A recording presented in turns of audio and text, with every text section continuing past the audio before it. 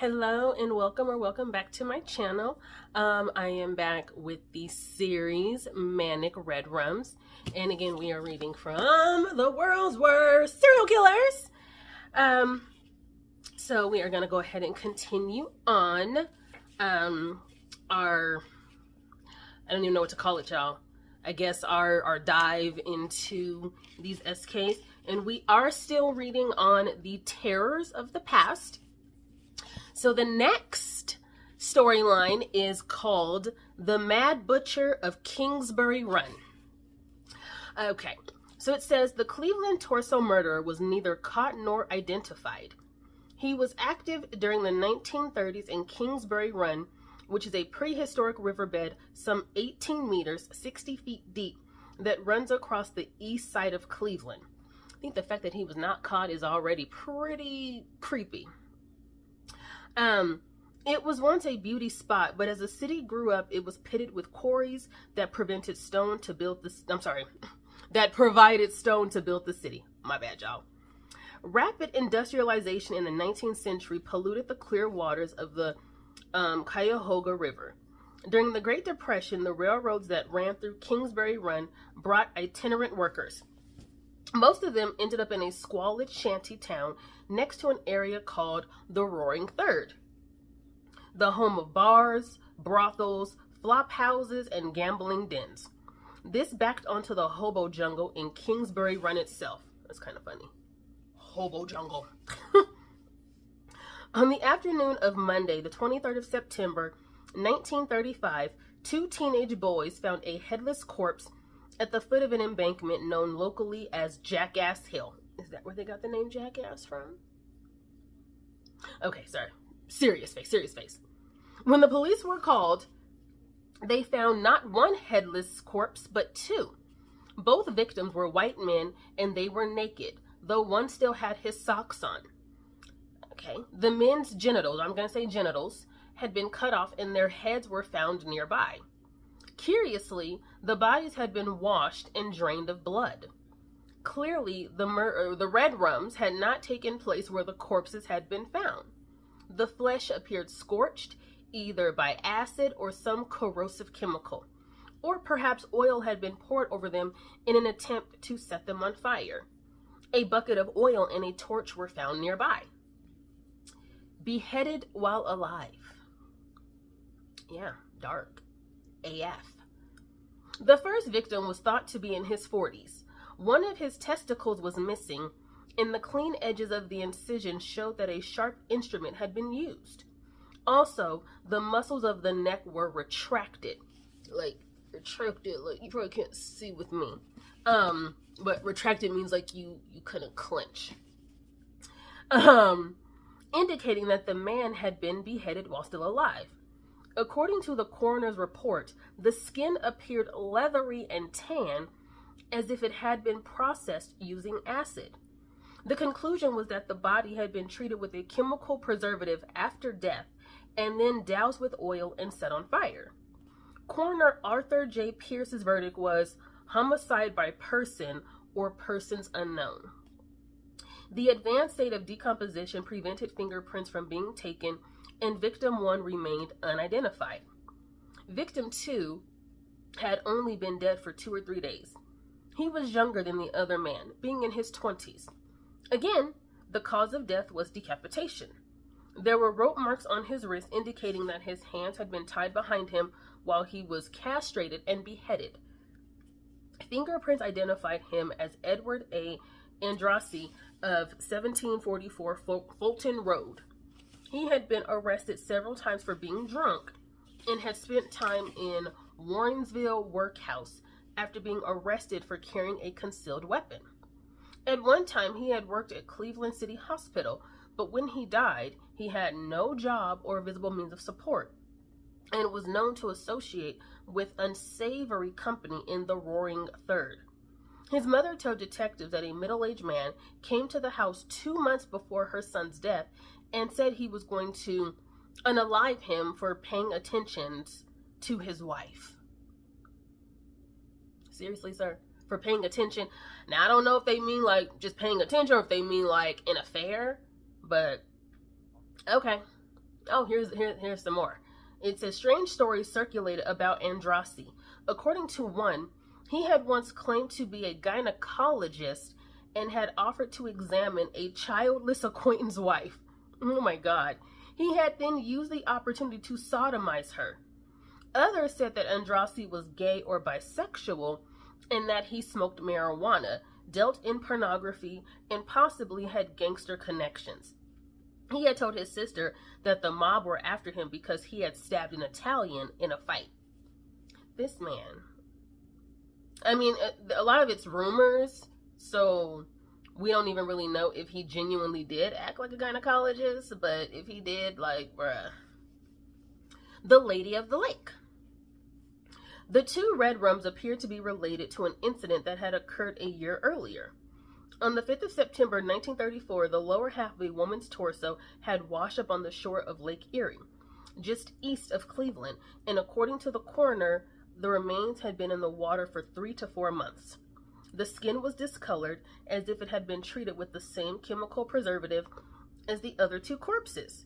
The upper half of the torso had been washed up earlier, some 48 kilometers or 30 miles away, but it was so badly decayed that it was not immediately identified as part of a corpse, and the head was never found. Aged about 30, the victim did not fit the particulars of any missings report and was never identified. The newspapers called her the Lady of the Lake, but to the police she became Victim Zero. They believed that her body had been dumped in Kingsbury Run and had then floated down the Cuyahoga River into Lake Erie. And I hope I'm pronouncing that right. Someone let me know. I know someone may watch this and be like, oh my God, she's saying it wrong. Well, put it in the goddamn comments. Love you much. Okay. Tattooed man. On Sunday, the 26th of January, 1936, parts of a woman's body wrapped in newspaper were found on Central Avenue, and detectives found further body parts in Hessian sacks. The victim had been dead for 2 to 4 days. It appeared that she had been unalived elsewhere as before, and the cause of death was again decapitation. A sharp knife had been used, and the unaliver appeared to be an expert at cutting flesh. Her right arm was intact, and fingerprints revealed that she was 42-year-old Florence Polillo, a waitress and barmaid who had been arrested a couple of times for prostitution. A heavy drinker, she had slipped inexorably to the bottom of society, and at the time she was unalived. She was living in a rooming house on the edge of the Roaring Third. On the 5th of June, 1936, 2 young boys out on a fishing expedition took a shortcut through Kingsbury Run, where they saw a pair of trousers rolled up under a bush. When they poked the garment with a fishing rod, they're like, a man's head rolled out. The following morning, the naked, headless body of a man in his 20s was found dumped in front of the building, occupied by the police, who had been hired by the railroad company. Their job was to keep hobos out of the freight cars. Although he had been found in Kingsbury Run, this victim was certainly not a hobo. His clothes, which were found nearby, were expensive and new, and he was clean-shaven and well-fed. Again, the body had been drained of blood and washed clean. No blood had soaked into the ground, so once more, the victim had been unalived elsewhere. On the body were 6 distinctive tattoos, so detectives visited tattoo parlors and went to bars frequented by sailors. Hundreds traipsed through the morgue to view the body, and pictures of the tattoos and a plaster cast of the victim's head were put on display at the Great Lakes Exposition of 1936, which was visited by 7 million people. Nevertheless, the tattooed man was never identified. That's crazy work. Crazy. That's like my favorite saying sometimes.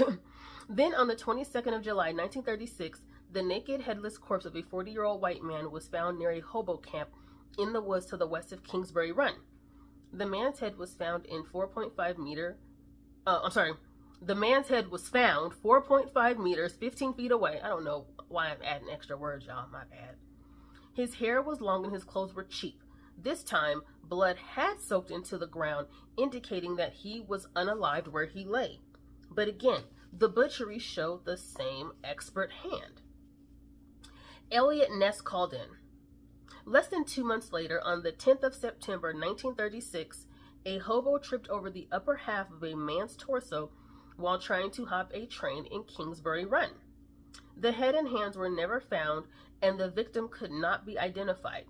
By now, the press had dubbed the unaliver the Mad Butcher of Kingsbury Run, and panic spread through the area.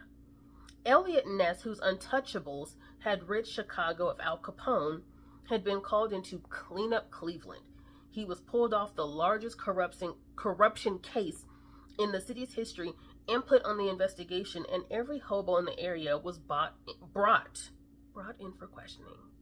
I swear. 20 detectives were assigned to the case. They interviewed more than 1,500 people in what would be the biggest red rum investigation in the history of Cleveland. These included a crazed giant who stalked Kingsbury Run carrying a large knife, a voodoo doctor who claimed to have a death ray, and chicken freak who hired prostitutes to strip naked and behead chickens while he masturbated. I could have went the rest of my life without ever reading that sentence, but here we are. Newspaper speculation ran wild. Some said that the killer was a religious maniac who was bent on ridding the world of prostitutes, homosexuals, wastrels, and hobos. Others thought he was a wealthy doctor who killed lower-class people for sport. Elliot Ness held a torso clinic to piece together what they knew about the unaliver. It was agreed that one perpetrator working alone was responsible for all of the red rums. He was strong because he overpowered his victims and carried their bodies considerable distances over rough terrain. And while the unaliver was clearly a psychopath, he was not obviously insane. Some of the mutilation had been done to thwart identification, while some was purely gratuitous, meaning they liked it. It was like, yes, this is my jam. Expert dismemberment. Beheading is necessarily a messy business as blood spurts all over the place. The unaliver would need private premises where the victims could be slaughtered and stored until they could be dumped. They would have to be near Kingsbury Run, and the unaliver clearly had an intimate knowledge of the area. The expert dismemberment meant that the unaliver could be a doctor, but a butcher or a hunter who cut up game would have enough anatomical knowledge to do the job. While there was speculation that the red rummer dumped the bodies in Kingsbury Run to scare off the hobos who lived there, picking victims from the lower strata of society also made them more difficult to identify. That's kind of also crazy too, like not knowing who this person ever was and trying to figure out who they could be is very goddamn creepy, okay? And here's a photo before I continue reading.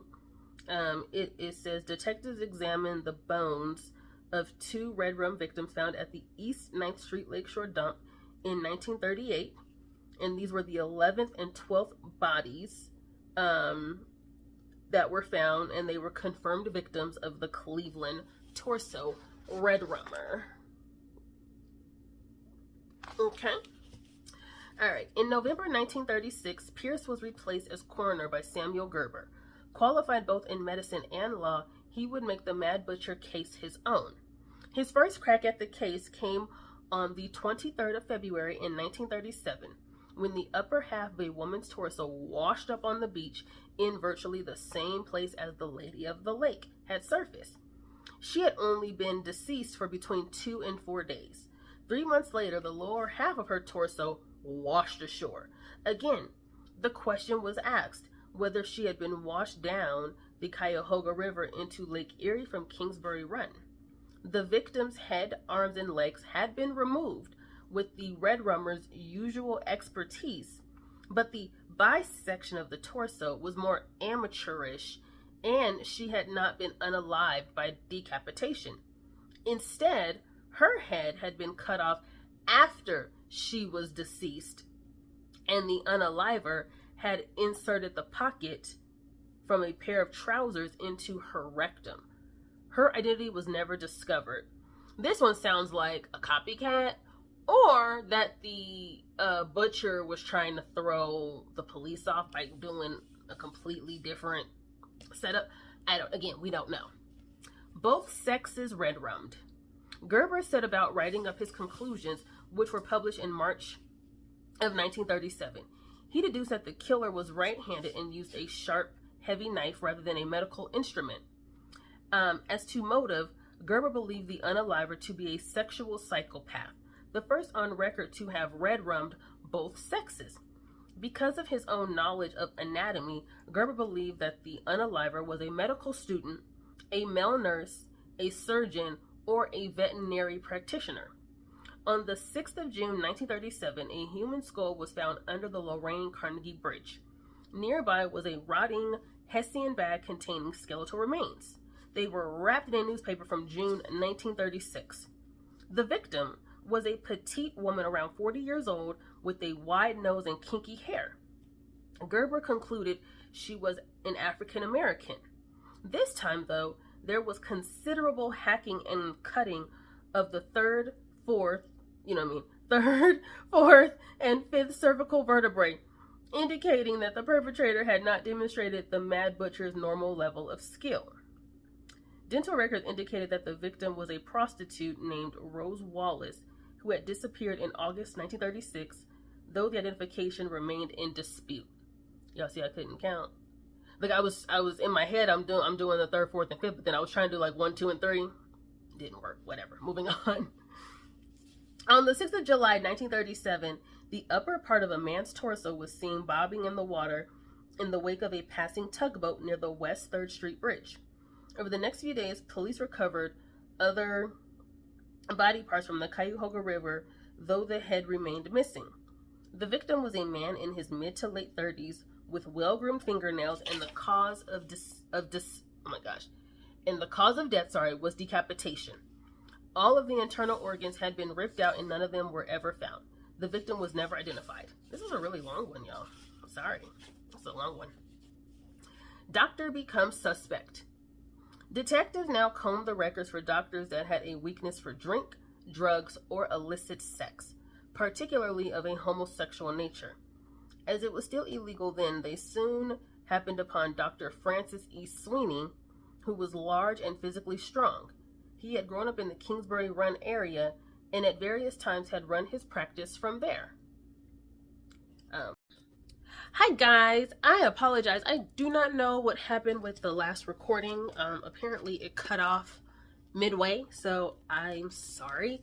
I don't know if I ran out of space or what. So, I'm going to go ahead and start from Doctor Becomes Suspect, and I'm just going to finish up. So, again, y'all, my bad. Of course, it's a whole nother day, so I redid my hair. Anyways, go ahead and get right into it. Detectives now combed the records for doctors that had a weakness for drink, drugs, or illicit sex, particularly of a homosexual nature, as it was still illegal then. They soon happened upon Dr. Francis E. Sweeney, who was large and physically strong. He had grown up in the Kingsbury Run area and at various times had run his practice from there. He had been a resident surgeon at St. Alexis, a hospital close to Kingsbury Run, but had lost his job because of drunkenness. Violent when drunk, he was divorced and there were rumors that he was bisexual. However, Dr. Sweeney had an alibi. He had been at the Sandusky Soldiers and Sailors Home, a veterans hospital 80 kilometers or 50 miles west of Cleveland, when the Mad Butcher was at work. Moreover, he was a first cousin to Democratic Congressman Martin L. Sweeney, who was a fierce critic of Cleveland's Republican mayor and his alter ego, Elliot Ness.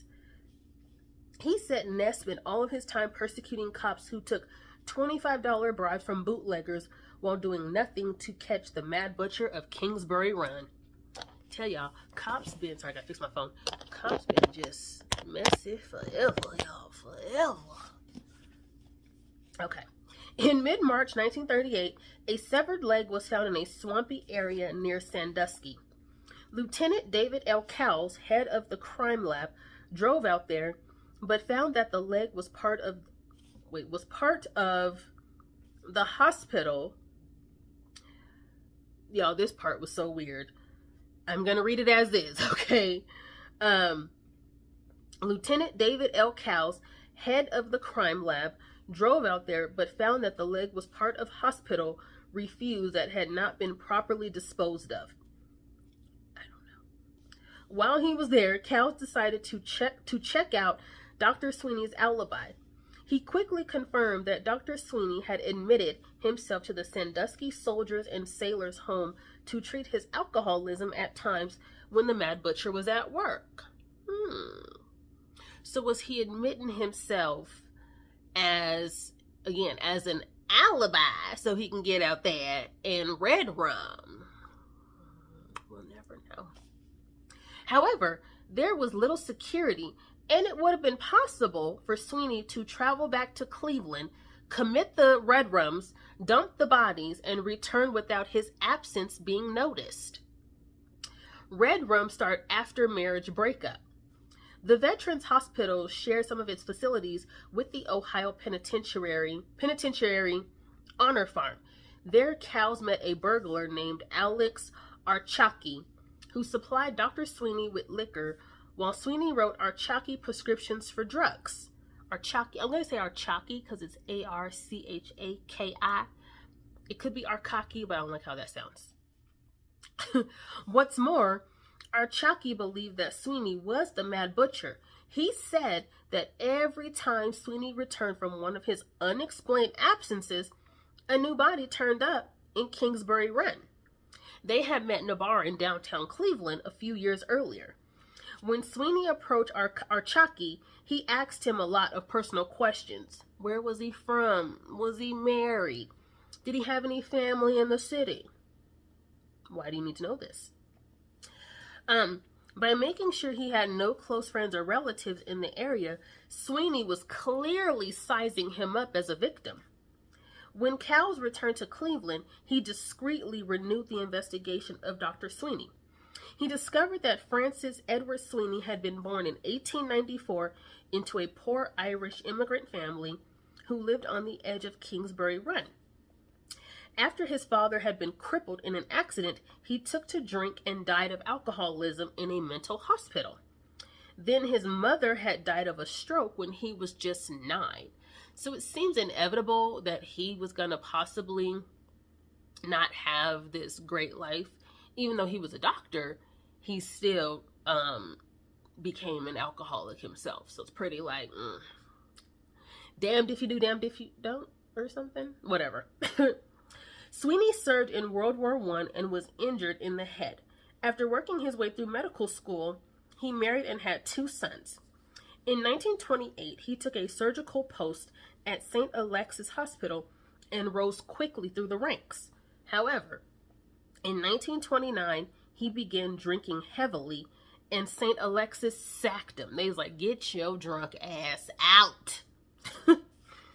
His wife left him in 1934, and when she filed for divorce 2 years later, she requested a restraining order to prevent him visiting, interfering, or molesting her. The breakup of their marriage coincided with the first torso murders. Sweeney certainly had the ability to expertly decapitate and dismember the victims. He was also strong enough to carry the bodies to where they were dumped in Kingsbury Run. And his alleged bisexuality could explain why the victims were both male and female. And I mean, yeah, it could be, losing his job. Not only did he lose his or get a divorce, but his wife was like, I don't want him near me or our kids. And that could drive someone a little madness. Not red rum madness, but it could drive someone to kind of like really go a little off. Corpses dumped near Ness's office. Cowles was just putting the finishing touches to his case when On the 8th of April 1938, the lower half of a woman's leg appeared in the Cuyahoga River. A month later, the police pulled 2 Hessian sacks out of the same river. They contained the new torso of a woman, which had been cut in half. The head was missing along with the hands, and the young woman was never identified. Sweeney was put under surveillance, but he soon spotted he was being followed. Then his lodgings and his office were searched and his mail opened. Meanwhile, the activities of the Mad Butcher continued. On the 16th of August, 1938, the torso of a woman was found on a rubbish dump within sight of Eliot Ness's office. It had been dismembered with a sharp knife. The head was found nearby, and uncharacteristically, the hands were also present. Most of the body was so badly decomposed that it was impossible to determine the cause of death. But some parts were remarkably well preserved, as if they had been kept in a refrigerator. More bones were found nearby. These belonged to a white male whose corpse had been dismembered with a long, sharp knife. But again, the cause of death could not be determined. There was some doubt that these two were the victims of the Mad Butcher, as they did not conform to his developing MO. He had not left the hands and heads with the bodies of his victims since 1936, and he usually dumped them in the Cuyahoga River or in Kingsbury Run, where they would be found easily. These 2 corpses had been discovered by accident, though leaving them in sight of Eliot Ness's office smacked of the audacity the killer had shown before. That's why I believe one of 2 things. Either someone was trying very hard to frame Eliot Ness or Sweeney, or it was him and they were just being sloppy. I don't know. Or they were just like tired and were like, I want to be caught. I don't know. What do y'all think? Polygraph test. Desperate for action, Ness staged a raid on the hobo shanty towns of Kingsbury Run. He arrested 63 men, fingerprinted them, and sent them to the workhouse.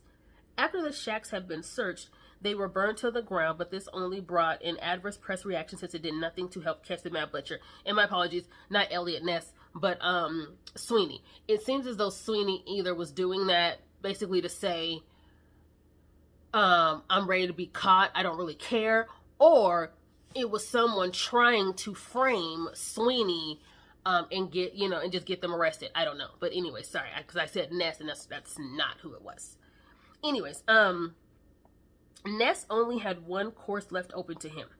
He pulled in Dr. Sweeney, but instead of taking him to the police headquarters, Sweeney was held discreetly in a suite at the Cleveland Hotel. It was made clear that if he did not cooperate, he would be marched downtown through a howling mob of reporters. Who did you kill? Why? Sorry, I was trying to act like a reporter. Did I do good? Sweeney was left to dry out for 3 days, and then on the 23rd of August, 1938, the interrogation began. It was conducted by Ness, Cowles, and Dr. Royal Grossman, a court psychiatrist. In an adjoining room, Dr. Leonard Keeler, co-inventor of the polygraph, set up his equipment. 2 hours of cross-questioning yielded nothing. But after Sweeney was hooked up to the polygraph, Keeler said, "He's your guy." "Well," Sweeney asked Ness, "are you satisfied now?" "Yes," said Ness. "I think you're the unaliver." "You think?" said Sweeney. Then with his face inches from Ness, he hissed, "Then prove it." Jeering postcards. Polygraph tests were inadmissible, and the only evidence they had was Sweeney's absence from the Sandusky Veterans Hospital at the time of the Red Rums, which was circumstantial at best. Besides, it had been provided by a convicted criminal who could hardly be regarded as a credible witness. 2 days after the interrogation, Dr. Sweeney checked back into the Sandusky Veterans Hospital, and instructions were given that if he left the hospital grounds, the police were to be informed. From the 25th of August, 1938, until his death in 1965, Sweeney remained confined voluntarily to various veterans and state mental hospitals, taunting Ness with a series of jeering postcards. Then on the 5th of July, 1939, 52-year-old alcoholic Frank Dolzo confessed to a red rum of Florence Polillo. They had lived together for a while. Dolzo said he and Polillo also drank in a tavern frequented by Edward Andrassy and Rose Wallace. Dolzo claimed that Polillo attacked him with a butcher's knife, and in self-defense, he hit her and she fell against a bathtub. He cut up her body and dumped it in the alleyway where she was found. Her head and other missing parts were thrown into Lake Erie. The transcript of Dolzo's confession was incoherent, and before he could go to trial, he was found deceased in his cell. Apparently, 172 centimeters or 5'8" Dolzo had hanged himself from a hook that was only 170 centimeters or 5'7" from the floor. Gerber's postmortem revealed that he also had 6 broken ribs, presumably obtained while in the sheriff's custody. To this day, no one thinks Frank Dolzo was the torso murderer. And that is the end. So this one was probably like the first, besides Zodiac, where we don't know who it was. I mean, do you believe it was Sweeney? Do you believe that it's possible that Frank Dolzo did unalive, his girlfriend Polillo? I don't know. To me, I'm leaning towards Sweeney. I just find it very bold of him to just basically taunt the police like that and then check himself to a hospital and not ever leave and just stay there.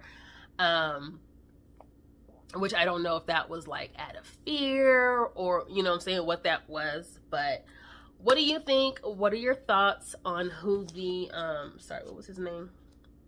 On who the Mad Butcher of Kingsbury run is? My money is on Sweeney. But maybe if you've researched this particular case and there's some other developments, let me know. Again, I am just reading from the book. I am not reading anything else. I'm not doing any other research. But let me know. And I do hope that you enjoyed this particular story.